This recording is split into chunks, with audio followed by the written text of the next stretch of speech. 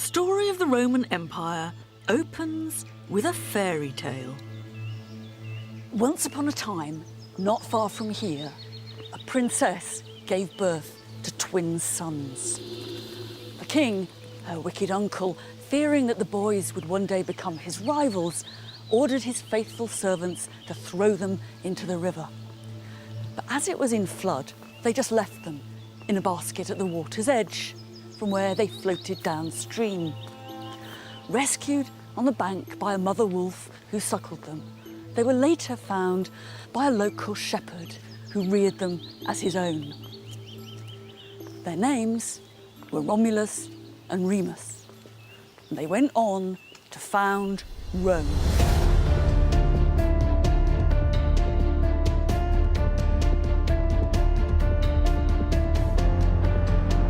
This small, ordinary town in the middle of Italy became the centre of an empire.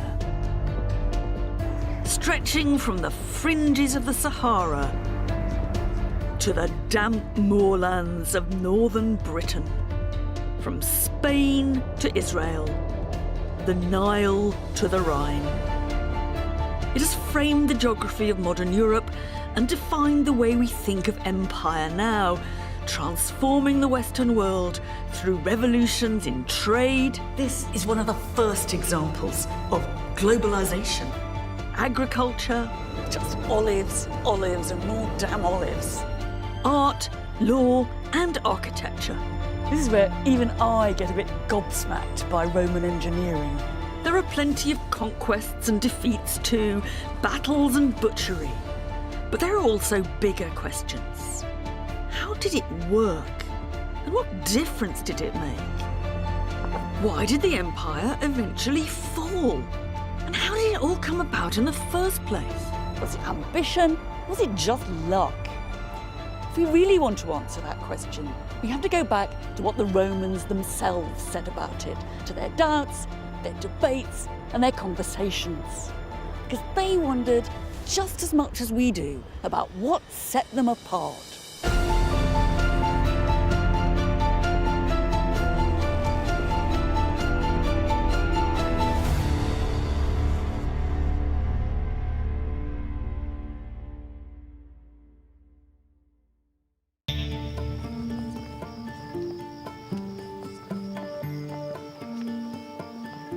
It's on the Appian Way, one of the main roads out of Rome, going south deep into Italy, that we first get a clear glimpse into the lives of the early Romans. One second. A period long before the marble columns and the Colosseum, and one that's often overlooked. This tomb was built 500 years after the city was founded. It's a very long way from Romulus. But what's written here tells us for the first time what some Romans felt and thought, what their mindset was. In a way, what we really know about the Romans starts here.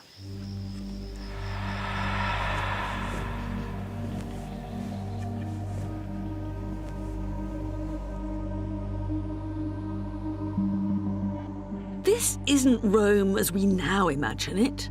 But it is the grandest thing they could do at the time, and back then it was new. This is the tombstone of the first man to be buried here. Scipio Barbatus, that means beardy Scipio. And it tells us a bit about his excellent qualities. He is fortis, vir and sapiens. He's a strong, brave man. But he's clever, he's wise. This is quite strange. It says his appearance was equal to his virtus. So his appearance was as good as his virtue. He really looked the part. He cut a dash. And it ends with his conquests. He subegit omne Lucanam.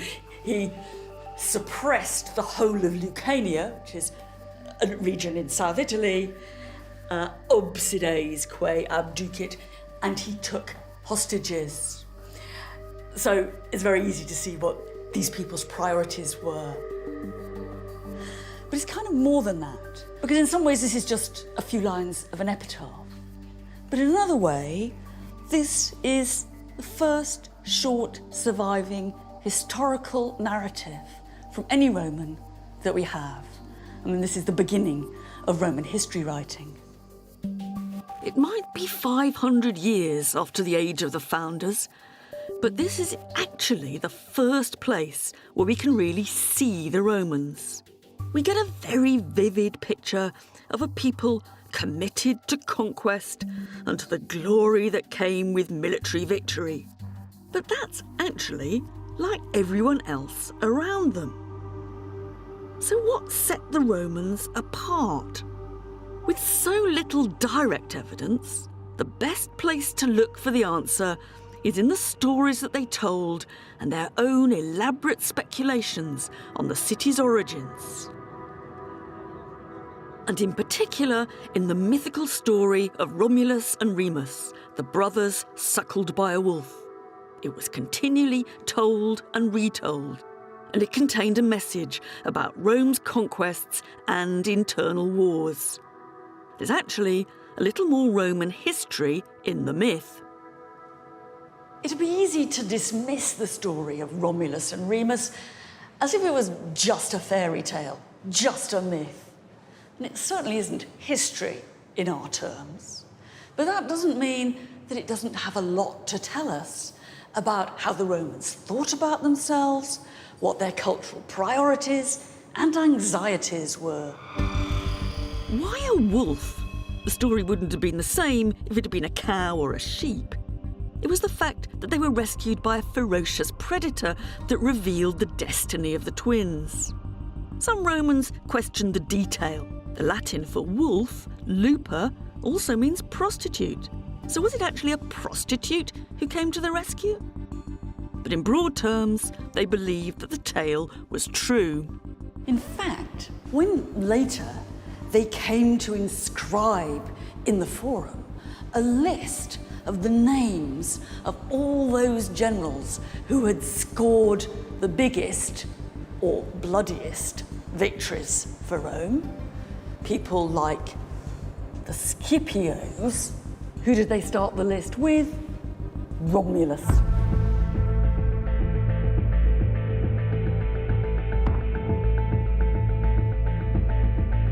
One person who's not on the list is Romulus's twin brother Remus, because it said they had a massive row over where exactly to establish the new town. It ended up with Romulus murdering his twin, an act which reflected the bloody civil wars that would later blight the politics of Rome.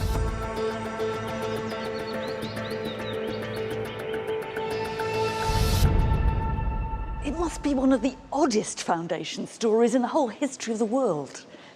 Not only does it involve a pair of twins, not a single founder, but then one of the twins goes and kills the other. That's to say, fratricide lay at the very beginning of the Roman story. Brother killing brother was hardwired into Rome.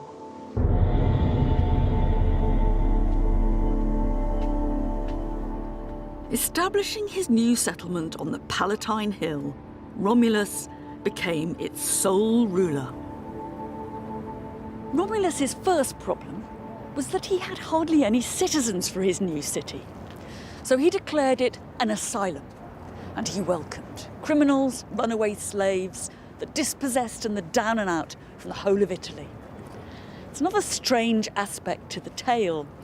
Whereas the average ancient city liked to imagine that its original inhabitants had sprung miraculously from the soil of the homeland, the Romans imagined that their city had originally been a city of asylum seekers.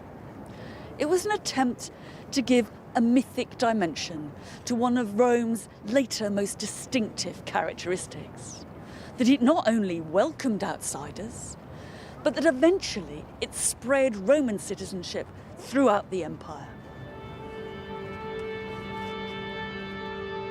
Romulus's next problem was that he had no women, and therefore his city had no future.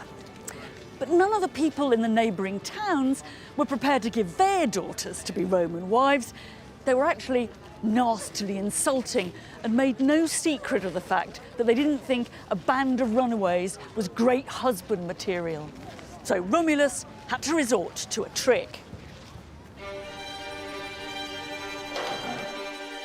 So the story goes, Romulus invited his neighbours, the Sabines, to a religious festival.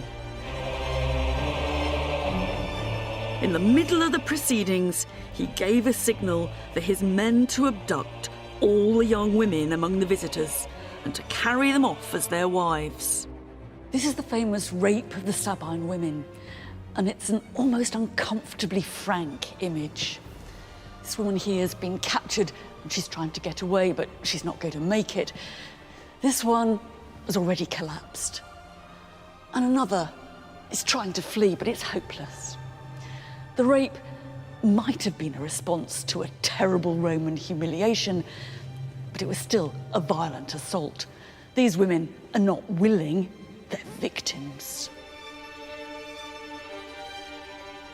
It's an incident that the Romans discussed and debated and displayed ever after. Some of Rome's enemies said that this was absolutely typical Roman behaviour. If they wanted something, they just went out and grabbed it. In the story, the families of the Sabine women, as you'd expect, hit back at the Romans in what would be Rome's first war and first victory, which was commemorated in a rather strange monument at the heart of the city. Most people walk straight past here, but it's where the Romans were convinced that the heart of that battle took place, in what became the Forum, but what was then not much more than a swamp. And they marked the spot where one of Rome's first enemies fell to his death. This was just one of a series of monuments that imprinted the origins of Rome onto the face of the latest city. If you wanted, you could go up into the Palatine Hill and see what was supposed to be the hut of Romulus himself, still a tourist attraction in the 4th century AD. The myths of Rome were there for all to see, and with them, the problems of being Roman. Fratricide, rape, violence, and constant conflict.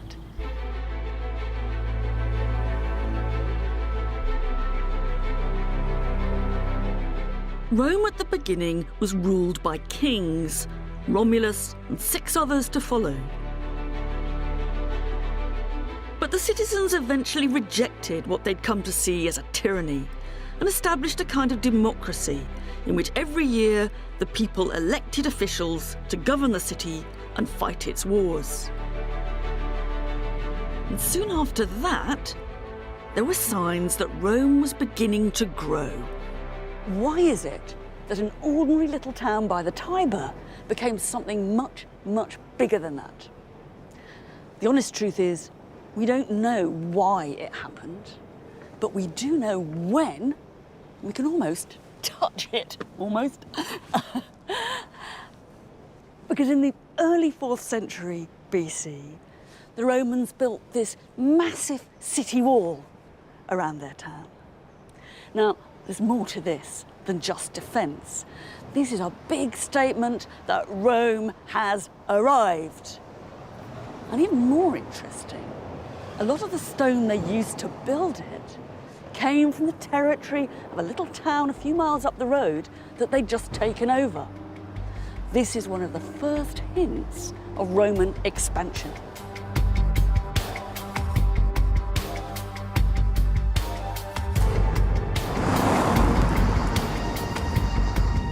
Rome's growth didn't stop at its walls. It expanded beyond them, deep into the Italian peninsula. We shouldn't imagine Romans crowding around maps, plotting world domination. For a start, they didn't have maps. And in any case, they weren't any more militaristic than their neighbours. Early Italy was a violent place.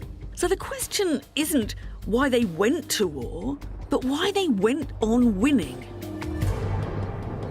On the traditional pattern of warfare, to put it a bit crudely, every year the lads of one place would go out and do over a neighbouring town, and if they hit lucky, they'd come back with slaves and cattle.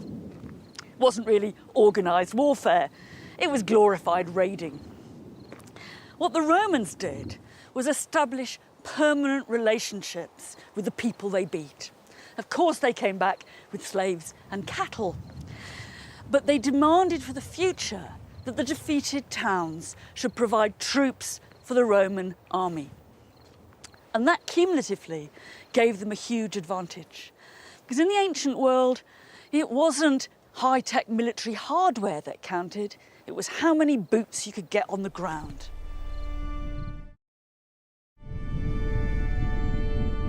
As a city on its own, Rome could never have dominated the whole of Italy. What's crucial is the relationship they formed with other people. Rome not only conquered, but it incorporated its enemies. And that's what's unique. By the 3rd century BC, Rome could call upon more than 700,000 soldiers. And how they secured that manpower can be seen on the city's first gold coins. Jonathan Williams is the Deputy Director of the British Museum. What is going on here? And I can read Roma, Rome, underneath. There's a very complicated scene above, but I can't quite work out. So what we've got here is we've got a couple of men here standing either side of another man who seems to be kneeling down, holding something in his arms. And what he's holding is a pig, an upturned pig. Now, this is a pretty strange scene to us, but any Roman would have known what this was meant to represent. It's a scene of oath-taking, promises being given and accepted between two sides. And this is how the Romans did it. Strange to us, but it's clearly a kind of meaningful ceremony for your Romans. Some people think that this might be a mythological scene. The oath being taken by Romulus, the first king of the Romans, together with the Sabines, one of the earliest alliances the Romans made with one of their allies. But it could more generally just be a reference to that whole system of alliances between the Romans and all the other peoples of Italy that were so important and laid the foundation of the ways in which the Romans came to dominate and rule the whole of the Italian peninsula. And so what this coin is doing, in a sense, is it's broadcasting or sort of creating an image of Rome as the centre of these alliances with other peoples. Absolutely. Yes, it's broadcasting messages to the allies, but also to the Romans themselves about how faithful we are. We're good, solid, loyal allies, but you better stick with us because you don't want to know what happens if you split on us. Rome's expansion was more improvised than planned. From the small walled town through a patchwork of alliances with friends and conquered foes, Rome controlled most of Italy. And from that, the Romans soon came into conflict with the other great superpower of the day, the city of Carthage.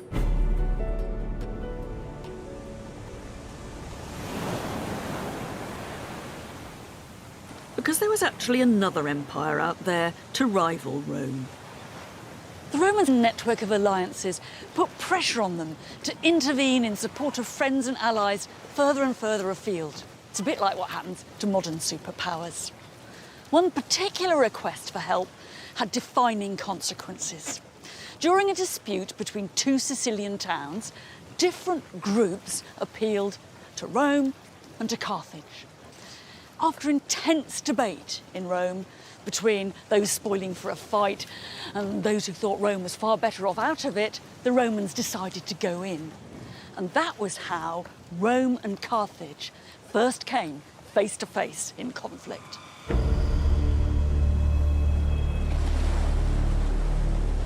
Across a narrow strip of water, the island of Sicily, more Greek than Italian, became the setting of Rome's first overseas war, a naval war against the Western Mediterranean's most powerful seafaring state. The Romans hadn't had or needed fighting ships before. The story goes that what they did is find a Carthaginian ship and copy it over and over again. It was a big turning point, And in 241 BC, these waters were crowded with the dreadnoughts of the ancient world, fighting it out in a final messy battle.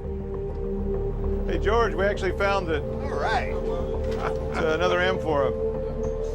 It's the wreckage from this battle that marine archaeologist Jeff Royal and his team have been discovering and raising from the seabed.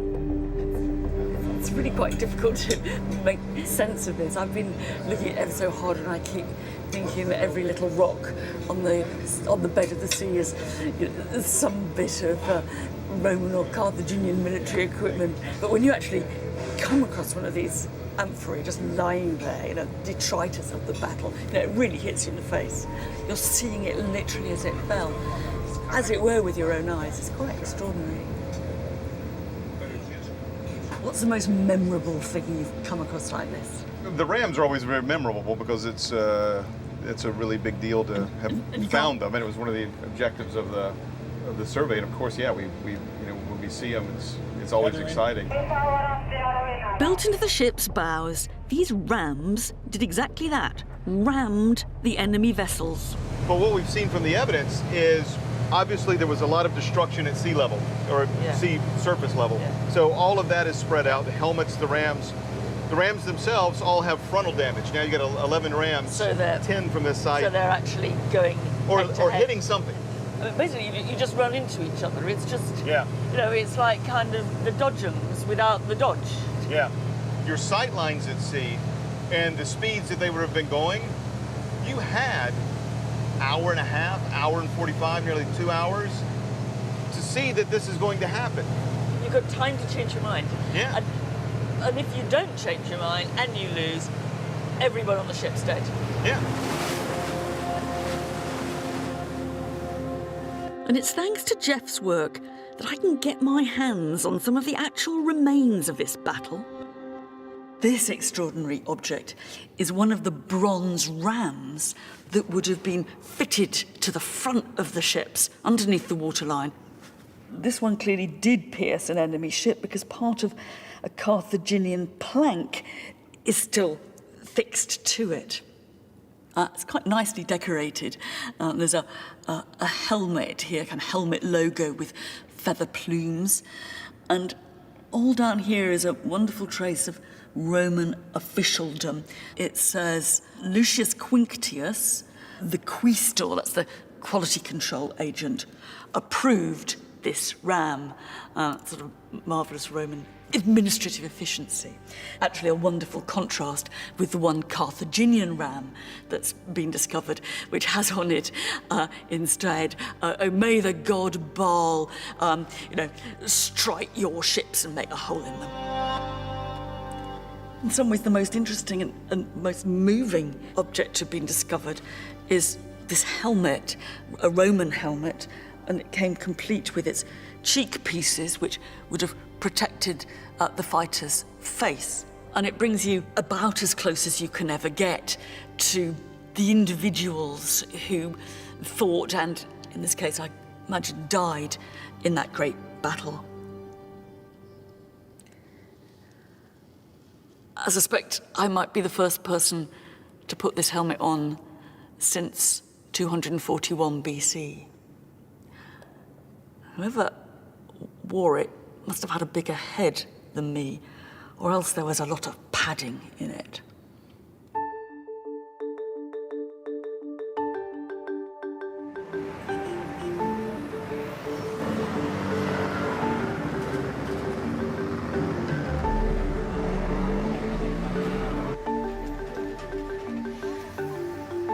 The end result of all this was that the Carthaginians were pushed out of Sicily altogether, and the island became the first overseas territory under Roman control. In a way, you might say that the Roman Empire began here. Rome defeated Carthage twice more. First was the famous occasion when Hannibal pulled off the stunt of crossing the Alps with his elephants, only to lose out eventually on all fronts. The Romans finished the job years later in 146 BC. Whether they were really anxious about Carthaginian recovery or simply wanted to show their muscle, They launched an expedition to North Africa under one of the Scipios, and they razed the city to the ground. As one hardline senator had repeatedly insisted, Carthago delenda est. Carthage must be destroyed. We don't know what actually drove Rome to annihilate the city of Carthage. They'd taken over most of the Carthaginian Empire when they defeated Hannibal, so maybe it was a devastating display of imperial self-confidence. But 146 would also be remembered for another city's destruction. This was the year that Rome sacked Corinth, the wealthiest city in Greece.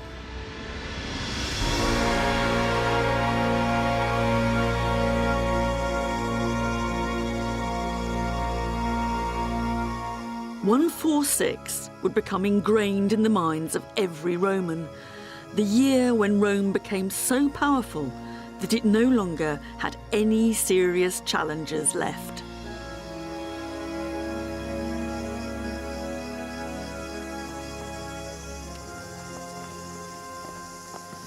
The destruction of two of the most famous cities in the Mediterranean changed the rules of the game forever. There was still no sign of a Roman master plan, or that they really wanted actually to govern anywhere. But they now had more power than anyone else, even if they didn't really know how to use it. Basically, the Roman priority was to get their own way. But 146 was also an ambivalent year. Some people certainly celebrated, but others already saw it as the beginning of the end. That there's a logic in the history of empires. When you get to the top, you can only come down.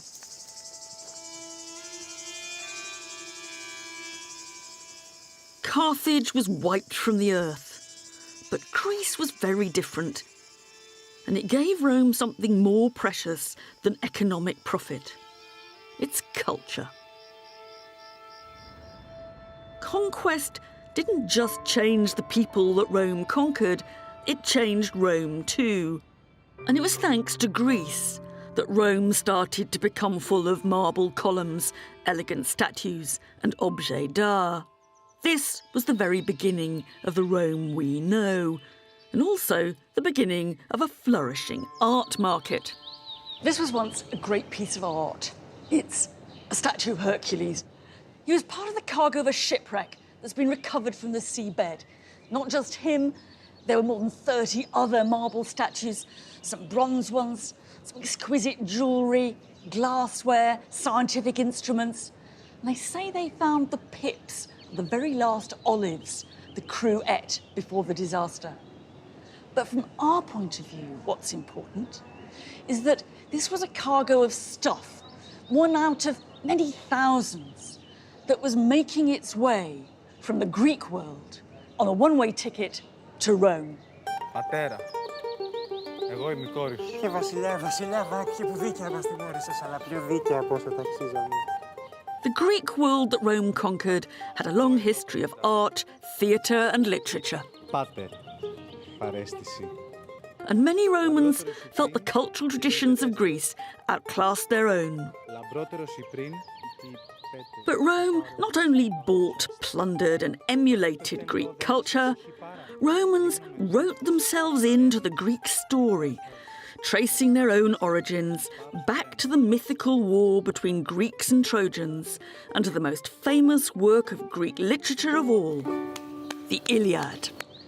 One crucial character for the Romans was Aeneas, who played a rather minor part on the losing Trojan side in Homer's Iliad. The Romans took the story of Aeneas and ran with it, making him flee from Troy and come to Italy to found the Roman race as a kind of ancestor of Romulus and Remus. It's almost as if they're saying that they didn't just belong in the Greek world, but they actually came from here.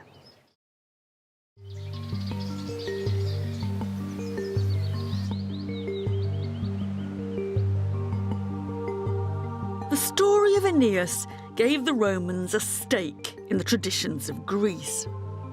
But exactly how Greek to be was the topic of the day, with some conservative hardliners arguing that soft Greek culture was destroying old Roman values. There's more to conquest than conquest by sword. There's conquest by book, by word, and by culture. One Roman poet later claimed that it wasn't actually the Romans who conquered Greece, but the Greeks who conquered Rome. What he meant by that was the Greeks were really the winners because Rome owed them such a vast cultural debt that went back centuries before the conquest of Corinth. But at the same time, it was Rome's interest in Greek culture, their study, their preservation and their replication of it that's played a big part in keeping that culture alive for us.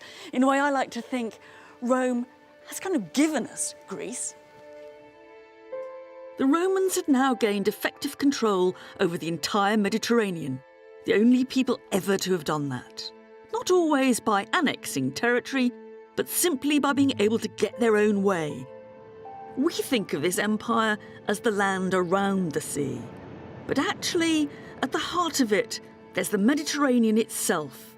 It's crucial to understand what's going on across this huge, liquid territory.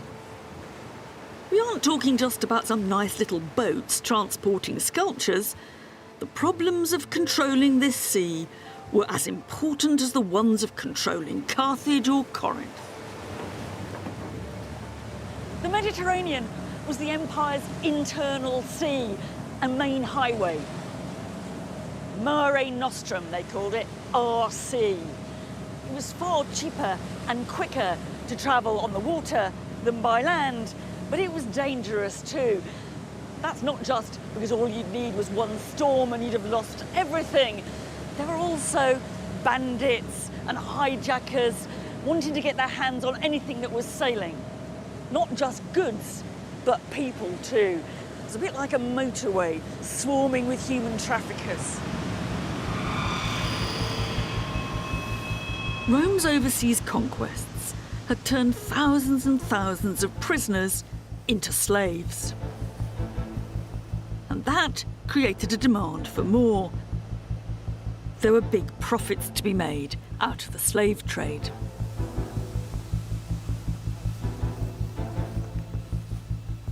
Delos was a huge mercantile community and people made loads of money here. One Roman writer called it the biggest market in the whole planet. All sorts of goods must have passed through, perfumes and spices, sculpture and furniture. But Delos was most famous for being the world capital of the slave trade. And one of the main suppliers of that trade were those bandits and hijackers that the Romans called pirates. For the Romans, a pirate was anyone you didn't like in a ship, from small-time chancers to big-time criminals, more like the mafia. It was not an easy relationship, and those tough guys in ships proved pretty difficult to control. One day, they were stocking your market. The next day, they turned on you.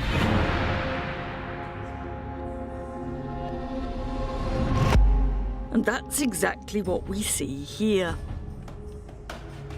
This is a wonderful pair of very distinctively Roman faces, sunken cheeks and wrinkly, both of them looking a bit sinister. It's kind of tempting to imagine that they were involved in a rather nasty form of business. They're also in a pretty ropey state. They've been smashed and they look a bit burnt.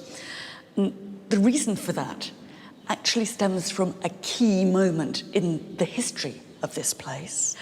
In 69 BC, the pirates came here, they torched the place, there was a vast fire, and Delos was destroyed.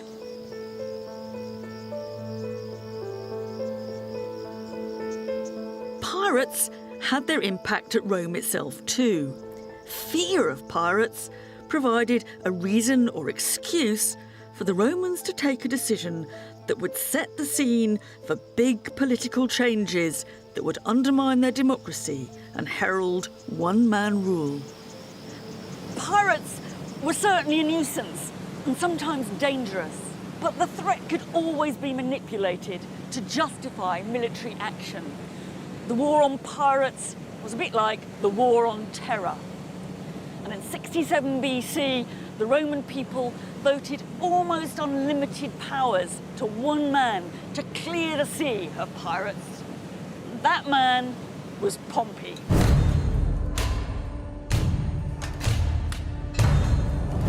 Pompey the Great, as he was known, got rid of the pirates in just 3 months and then turned his firepower onto some fabulously wealthy Eastern kings, returning to Rome with a bang, a spectacular 2-day parade and a massive carnival.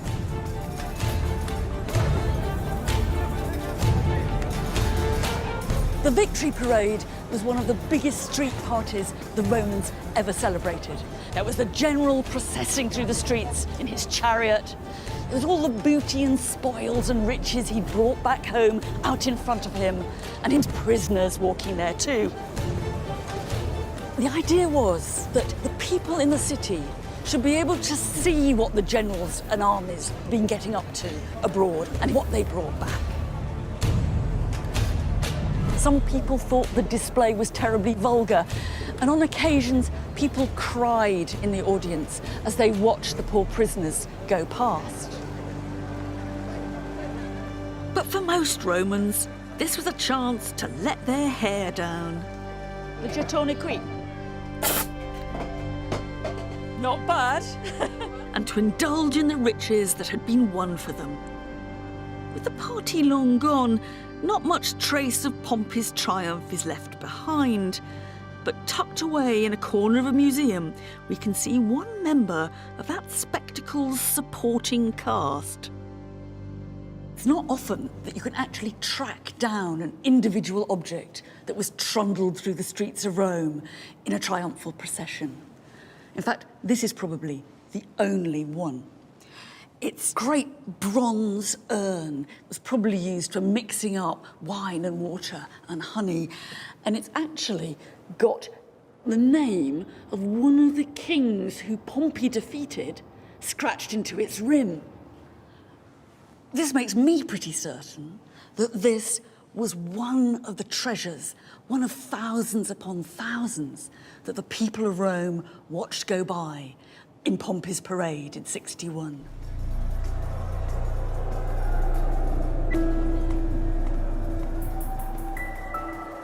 The empire had been traditionally funded, formed and governed by democratic officials serving for 1 year, sharing power. The idea had always been to stop anyone becoming a king again. But with Pompey, the Romans began to shelve their rejection of individual power.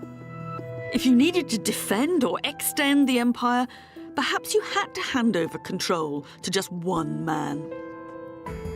Yet for a man who revolutionised Rome, he's left very few visible traces. This is a wonderful bit of Roman street archaeology. You might miss it to start with, but the layout of these buildings, this sweeping curved facade, actually matches ancient Roman foundations underneath. And those foundations belong to a huge semicircular auditorium of a theatre. These are the traces of the theatre that Pompey put up with the profits of his eastern campaigns. And they're the first time ever that Roman buildings begin to match the Rome of our imaginations. Huge, monumental, magnificent, designed to impress.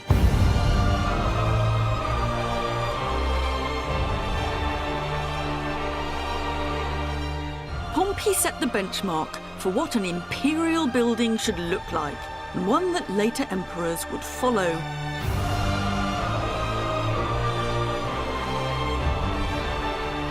But he's never become a household name.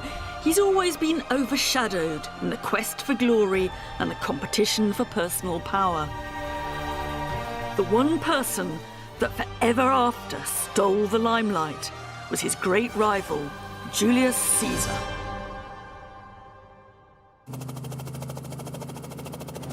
Blimey. Off we go. Never done this before.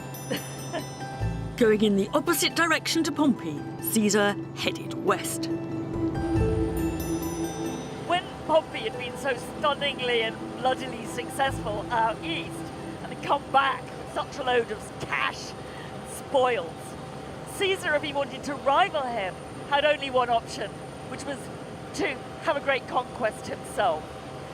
But in one important way, Caesar really outdoes Pompey. Pompey has big victories. Caesar has big victories and writes about them. And the reason why we can go to Alesia, the site of one of Caesar's last victories there, is because we actually have Caesar's own account of it. At Alesia, the army of Gauls had set up camp on a hill. In Caesar's own description, he seems in complete control. Camps were constructed at strategic points, he writes. Pickets were stationed day and night.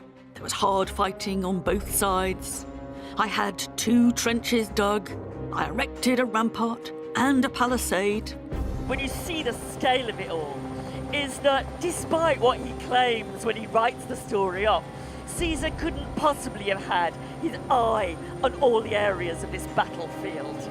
In the end, winning an ancient battle comes down to strength of numbers, starving the enemy out, surprising them from behind, and perhaps most of all, the truth is, it comes down to luck.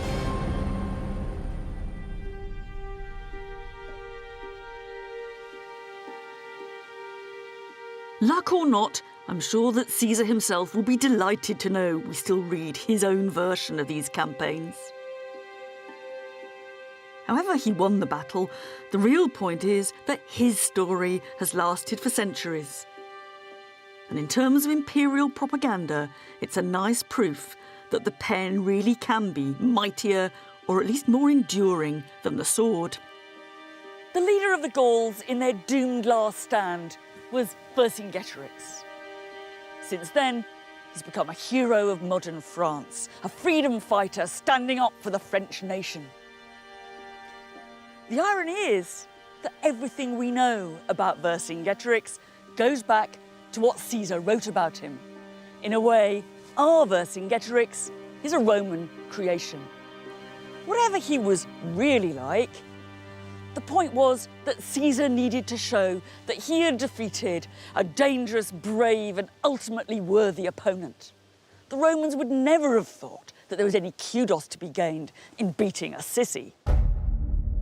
Caesar also boasted about the number of Gauls that his army had killed during his campaign.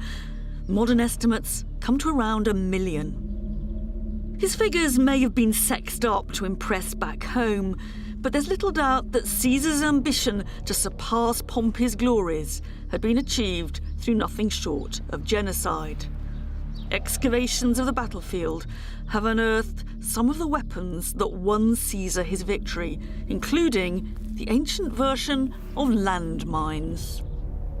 These things aren't exactly high-tech, but they're very, very nasty.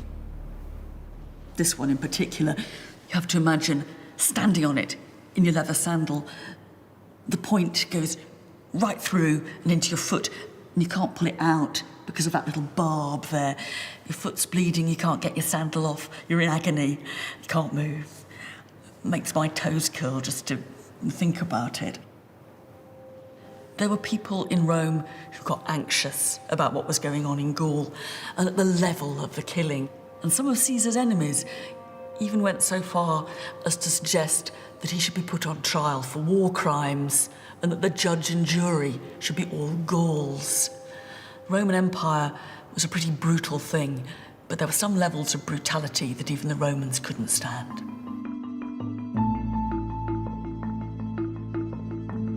Julius Caesar would never have made it without the loyal support of his troops. They were far from the cattle raiders of the early city.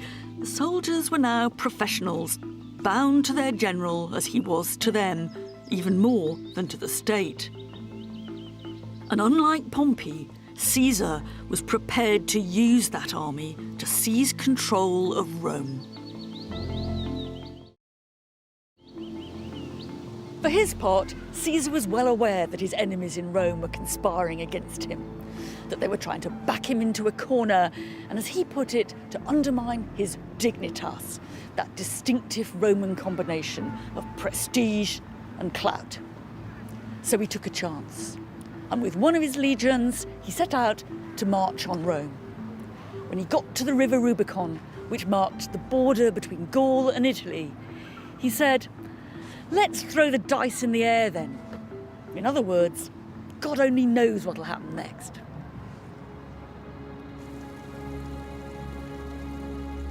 Some Romans saw this as the legacy of Romulus and Remus, the twins whose quarrels resulted in the death of one. Now, a Roman fought Roman for ultimate power.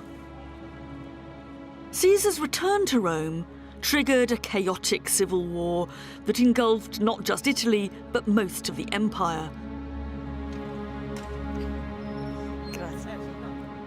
Pompey himself ended up dead on the coast of Egypt, his decapitated head presented to Caesar, who, so we're told, burst into tears at the sight of it.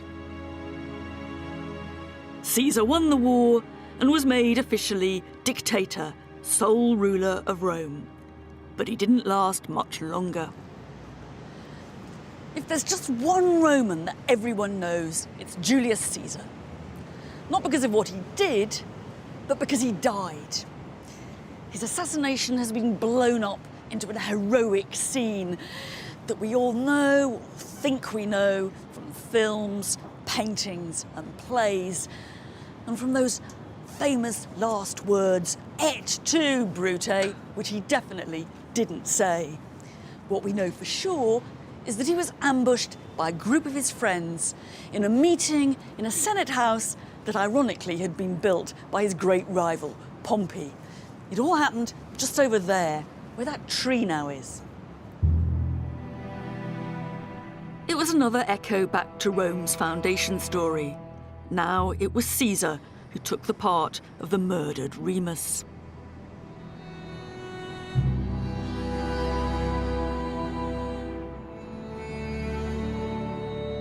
It's the most famous political assassination ever, carried out in the name of liberty, just a few weeks after Caesar had been made dictator for life. Too soon to know whether he'd succeeded or failed. But the fact was that the assassins may have got rid of a man they thought of as a tyrant, but they didn't get rid of tyranny. It was all too little, too late. By now, it was inevitable that the empire would be ruled by one man. The question was, what shape would that one-man rule take? That was defined by the man who established autocratic power long-term, and who we call First Emperor of Rome, Gaius Julius Octavius, or as he later called himself, Augustus. That name actually doesn't mean very much. The closest you can get is revered one, but he worked out the do's and don'ts of being a one-man ruler. In the early 3rd century BC, Scipio Barbatus, on his tomb, could have his career summed up in just a few lines. 300 years later, the Emperor Augustus wrote his own epitaph to be displayed outside his tomb in hundreds of lines.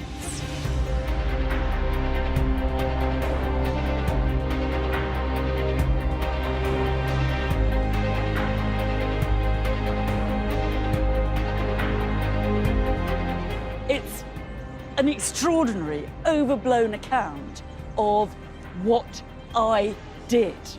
But it also offers a blueprint for how to be an emperor in the future. And there are 3 things he stresses. First of all, you have to be massively generous to the Roman people. You have to give them handouts and entertainments and services. And that's what he lists here, all the cash he spent on that. But then you've got to build, build, build. And that's really the model of Pompey. And Augustus tells us about the temples that he constructed and the theatres. But most important of all, and this is what the biggest part of the document is about, you have to invest in conquest. And Augustus explains how he extended the boundaries of the Roman Empire, how he pacified the provinces of Gaul and Spain, how he pacified the Alps. The message he's hammering home is clear. If you want to be a Roman emperor, you have to look like a conqueror.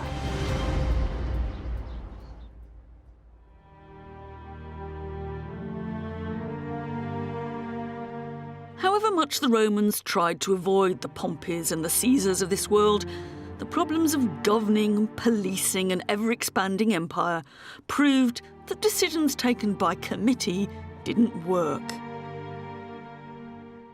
It wasn't the emperor that created the Roman Empire, it was the empire that created Roman emperors. Augustus's account of what he did is a practical toolkit for how to be a Roman emperor. But the ideology behind it all is best represented on another monument he put up celebrating Pax, peace. So this is an altar of peace.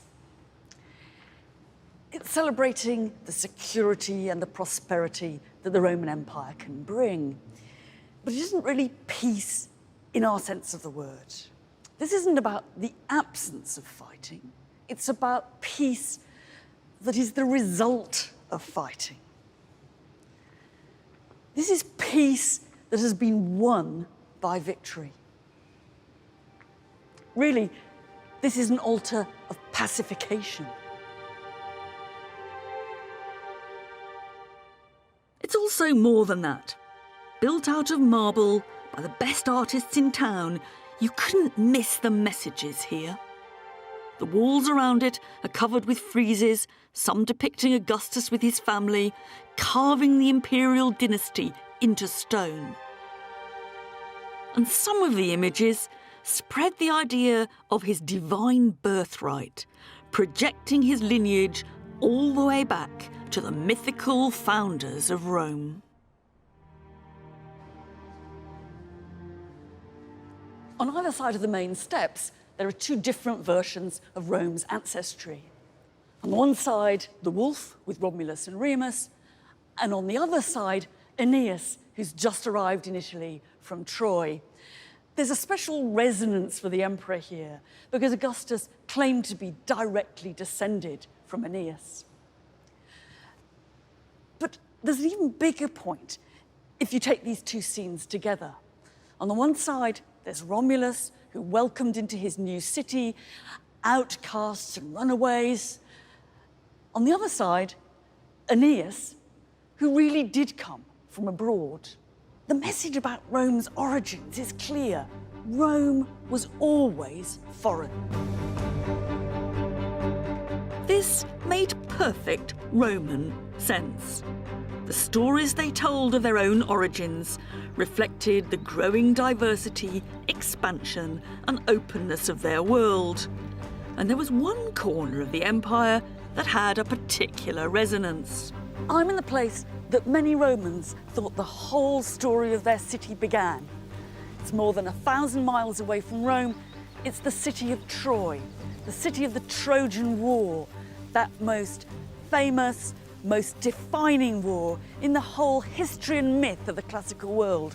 It's the war of Helen, Achilles, Hector, and the Trojan horse. It was also the birthplace of Aeneas. And for the new Augustan age, the Roman poet Virgil elaborately reimagined and rewrote Aeneas's journey from Troy to Italy in his epic poem, The Aeneid. He was using myth to explore the complexities of the rise of Rome and of its empire.